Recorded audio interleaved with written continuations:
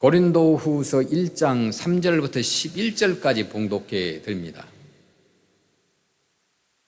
찬송하리로다. 그는 우리 주 예수 그리스도의 하나님이시요 자비의 아버지시요 모든 위로의 하나님이시며 우리의 모든 환난 중에서 우리를 위로하사 우리로 하여금 하나님께 받는 위로로서 모든 환난 중에 있는 자들을 능히 위로하게 하시는 이시리로다.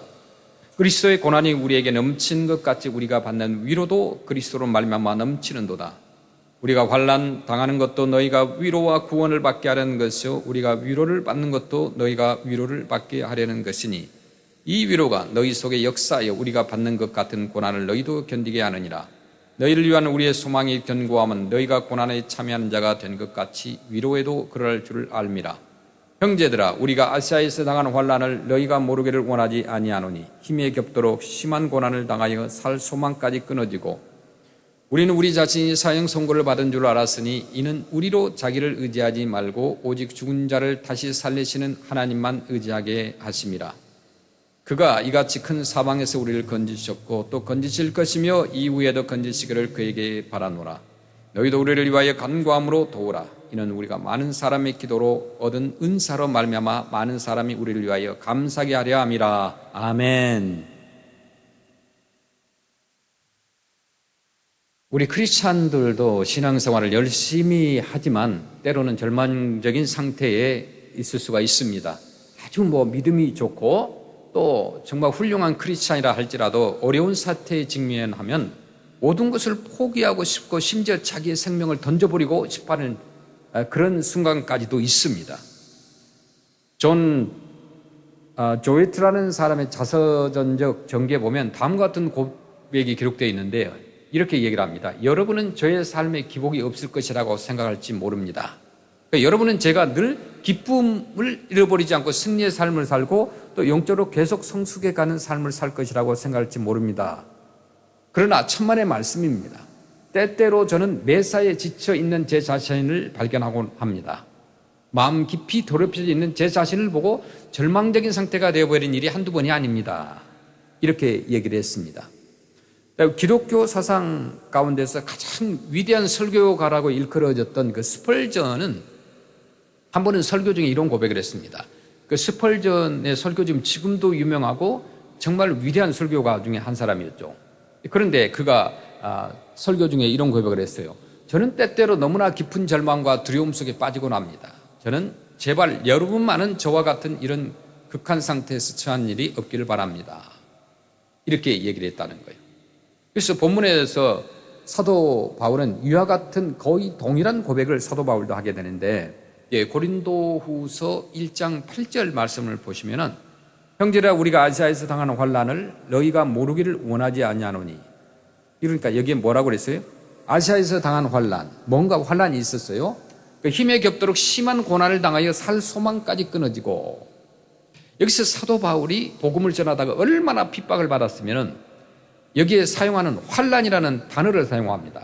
가슴에 압박이 가해져서 아주 짓눌린 상태를 의미하는 단어가 환난입니다. 그런 살 소망까지 끊어졌다고 그랬어요. 얼마나 큰 고통을 당했으면 그런 얘기를 했겠습니까? 자, 고린도후서 1장 9절에 보니까 우리는 우리 자신이 사형 선고를 받은 줄 알았으니 이는 우리로 자기를 의지하지 말고 오직 죽은 자를 다시 살리시는 하나님만 의지하게 하심이라 라고 했습니다. 어떻게 표현했어요? 우리 마음에 사형 선고를 받은 줄 알았으니 그랬습니다. 인생이 끝났다고 생각했다는 이야기예요. 여기서 인생은 끝이구나 라고 생각했다는 거예요. 도대체 무슨 일이 일어났습니까? 사도 바울이 본문에서 아시아에서 당한 환난이라고 말합니다. 사도행전 19장에 보면 바울 사도가 에베소에서 전도를 하다가 이제 아데미 여신상을 만들었던 데메드리오라는 사람의 고발을 받게 됩니다. 이 바울이 예수님을 전하게 되니까 복음을 전하게 되니까 제일 안 되는 것이 뭐냐면 우상 장사였다는 거예요. 우리가 예수 믿고 나면은 우리가 섬겼던 그 우상들 다 버리잖아요. 그와 마찬가지죠. 우상을 만들어서 팔았던 장사하는 사람이 이제 사도 바울을 고발하는 거예요. 바울 때문에 우리가 장사가 안 된다는 거예요. 비즈니스가 안 된다는 거예요. 그래서 이 사람의 고발로 바울의 생명이 위협을 받게 됩니다. 그래서 사도행전에 이제 19장 쭉 이하에 보면은 바울에게 이제 극장에, 연극장에 들어가지 말라고 이제 주변 사람들이 공부하는 장면이 나옵니다. 에베소의 극장은 얼마만큼 컸느냐면 2만 명을 수용할 수 있는 어마어마한 원형 극장입니다. 생각해 보세요. 2000년 전에 극장이 있었는데 2만 명 정도가 들어갈 수 있는 그런 극장입니다. 왜 그곳에 극장에 크리스찬들은 가지 말라고 했느냐? 그러니까 에베소의 원형 극장 안에는 맹수들을 가둬둔 굴이 있고, 이제 지금도 고고학자들에 의해서 발굴되어 보존되고 있습니다만은, 다시 말해서 그 에베소의 연극장은 맹수들이 죄수들을 처참하게 죽이는 광경을 군중들이 지켜보면서 즐길 수 있도록 만들어 놓은 곳이에요.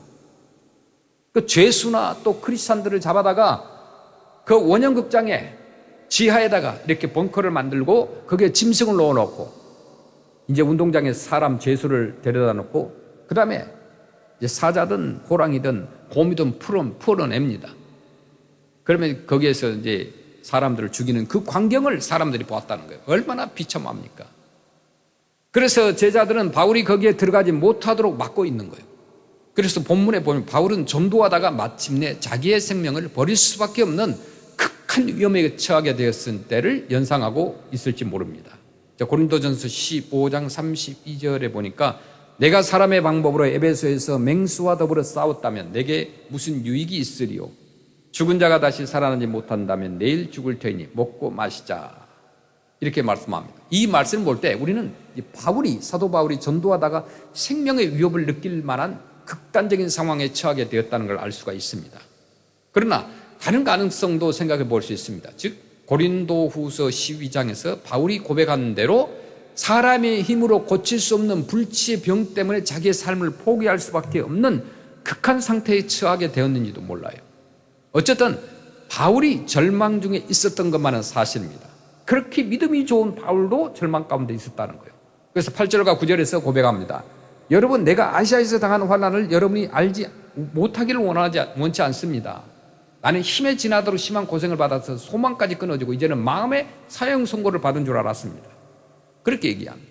우리 크리스찬들의 절망은 어떤 의미에서 믿지 않는 자들의 절망보다 더 비참한 것이라고 생각합니다. 우리 크리스찬들이 이런 절망적인 상태에 도달하게 될 때는 하나님께 대한 회의를 동반하기 때문이에요. 내가 인간적으로 절망 가운데 있을 때에 어떤 절망이라는 환경에 도달하게 되면 믿음이 약한 사람들은 우리는 불신자와 점점 가까워지는 생각을 하게 됩니다. 그래서 하나님에 대해 회의가 옵니다. 내가 예수님 잘 믿는데 왜 그럴까라고. 하나님 어찌하여 나에게 이토록 말할 수 없는 극한 고난을 줍니까? 그러나 이상한 사실이 있습니다. 진실한 크리스찬들은 이런 절망적 상태에 빠지긴 하지만 삶을 포기해버리지 않는다는 거예요.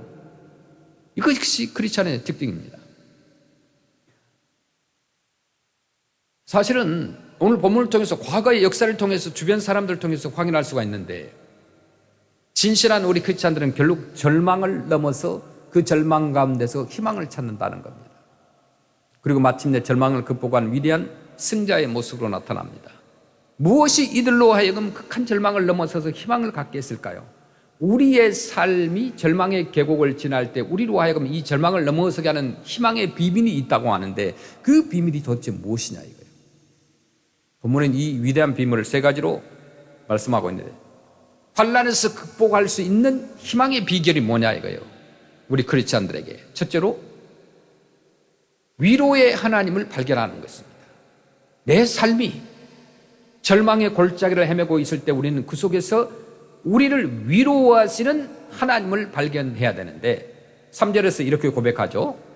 고린도후서 1장 3절에 찬송하리로다. 그는 우리 주 예수 그리스도의 하나님이시오 자비의 아버지시오 모든 위로의 하나님이시며 이렇게 말씀합니다. God of all comfort라고 얘기합니다. 위로의 하나님이라는 거예요.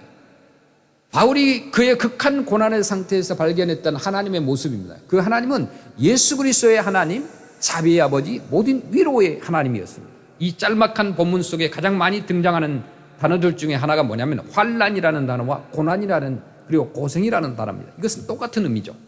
그러나 이 단어들을 더 압도하는 중요한 단어가 본문에 등장하는데 바로 뭐냐? 환난과 고난과 고생 이 단어보다 더 놀랍도록 압도적인 단어는 바로 위로라는 거예요. comfort. 본문에서 위로라는 단어가 얼마나 자주 사용되고 있는지 우리가 볼 수 있어요. 4절 고린도후서 1장 4절 5절에도 나와 있는데 우리의 모든 환난 중에서 위로하사 이렇게 표현합니다. 우리로 하여금 하나님께 받는 위로로서 모든 환난 중에 있는 자들을 능히 위로하게 하시는 이시리로다. 여기 고린도후서 1장 4절에 위로라는 단어가 세 번이나 나오는 겁니다. 그 다음에 1장 5절에도 그리스도의 고난이 우리에게 넘친 것 같이 우리가 받는 위로도 그리스도로 말미암아 넘치는도다. 이렇게 말합니다. 고린도후서 1장 6절 7절에도 우리가 환난당하는 것도 너희가 위로와 구원을 받게 하려는 것이요 우리가 위로를 받는 것도 너희가 위로를 받게 하려는 것이니 이 위로가 너희 속에 역사하여 우리가 받는 것 같은 고난을 너희도 견디게 하느니라. 고린도후서 1장 7절에 너희를 위한 우리의 소망이 견고하면 너희가 고난에 참여하는 자 된 것 같이 위로에도 그러할 줄을 알미라. 아멘. 이 위로라는 단어가 얼마나 우리에게 희망이 되는지 몰라요. 조금 문장이 어렵죠. 이거 한국어도 어렵고 영어도 어렵습니다. 사실 이 문장을 이해하는 데는 많이 읽어봐야 돼요. 그런데 잘 들어보세요.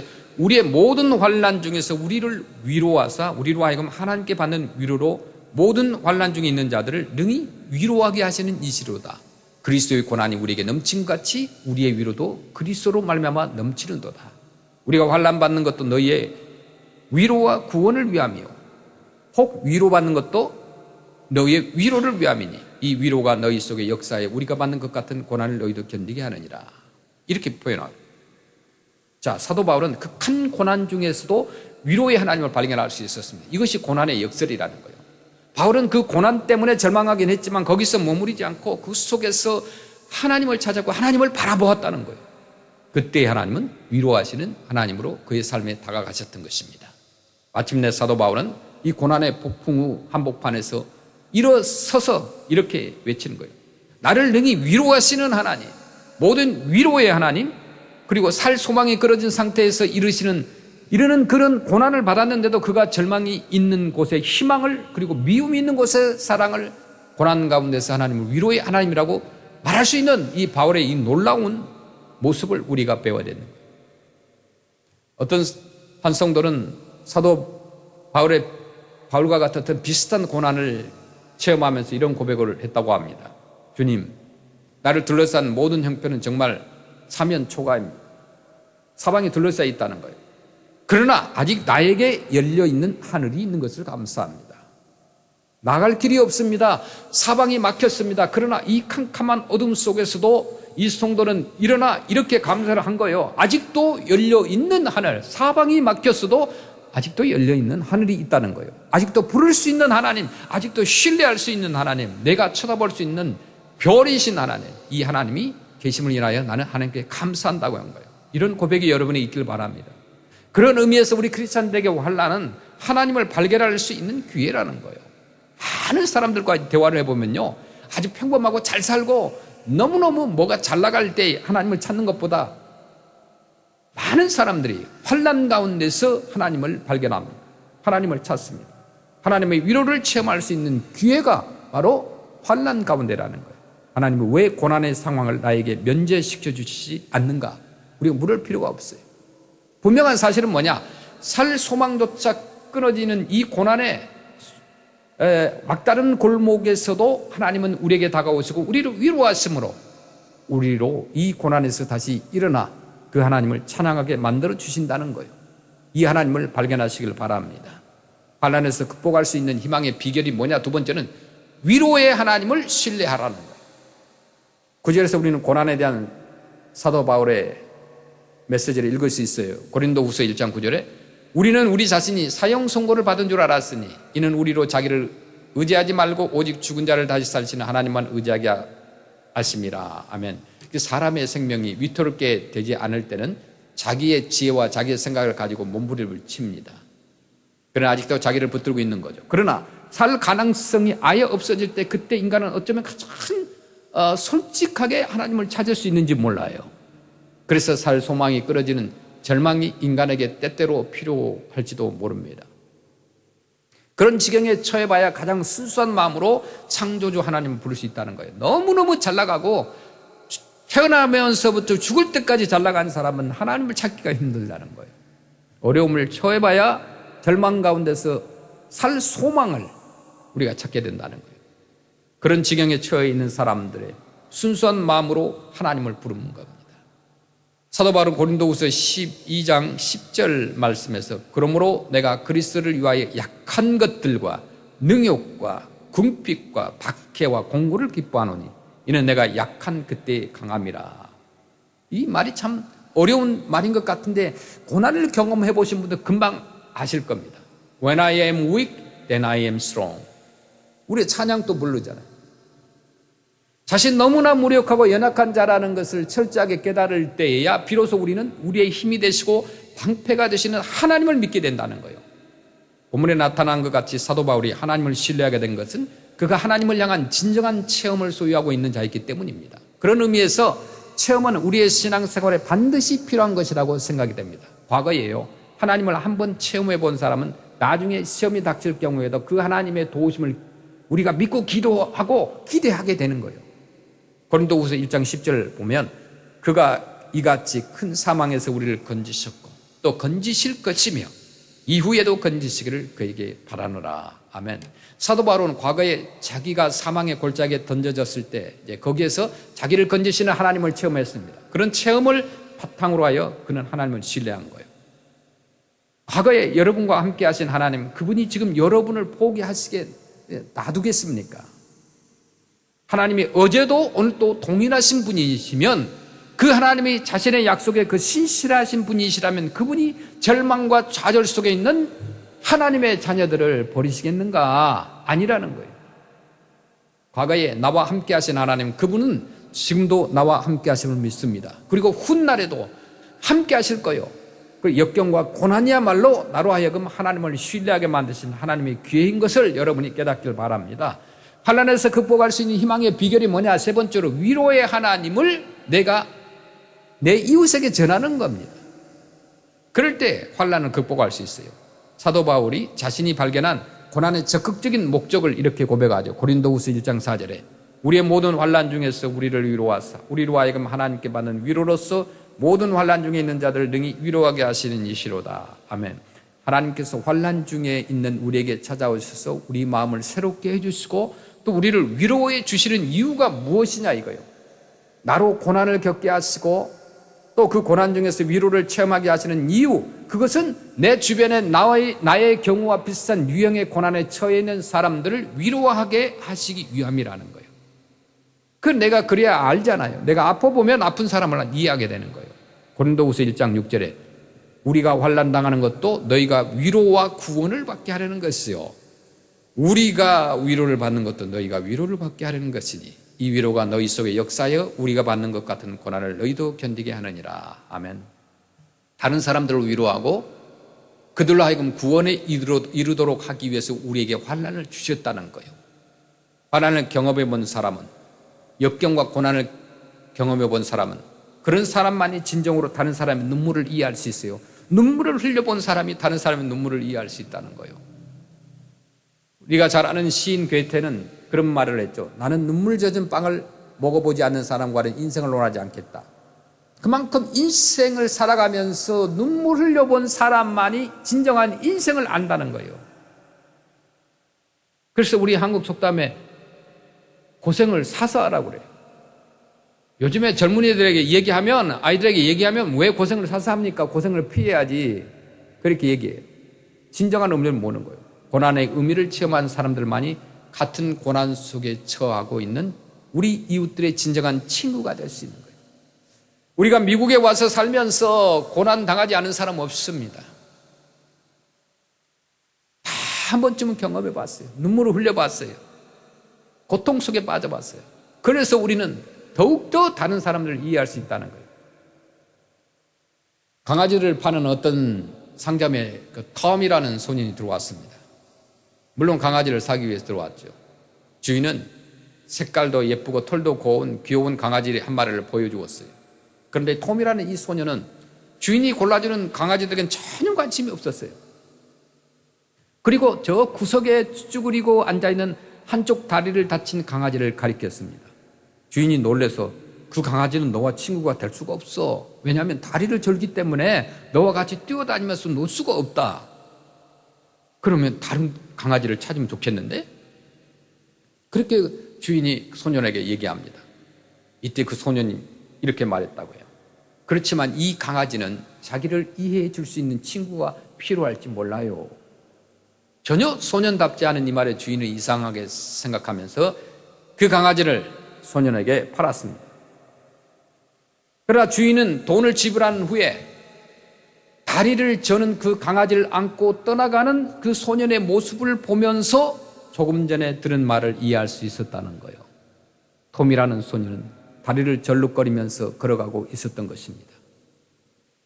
이 강아지는 자기를 이해해 줄 수 있는 친구가 필요할지 몰라요.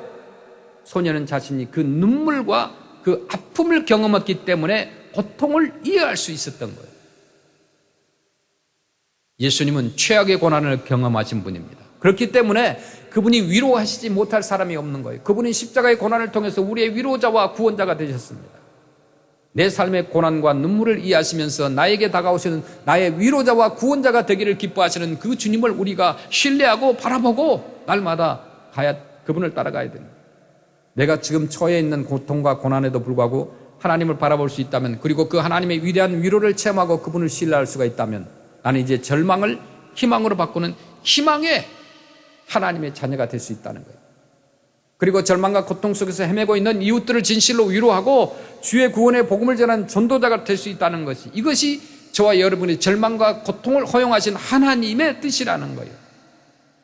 여러분의 입술에서 절망을 이기는 찬송이 날마다 흘러나오길 바랍니다.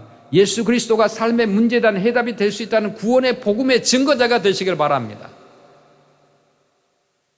지금도 고통 가운데 속에서 아니면 평범한 시간이든 상관없이 지금도 여전히 여러분에게 다가가신 그 하나님을 보시길 바랍니다. 절망이 있는 곳에 희망을 심게 하소서. 저는 여러분들만이 겪어야 하는 그 고난과 그 슬픔의 이유를 잘 몰라요.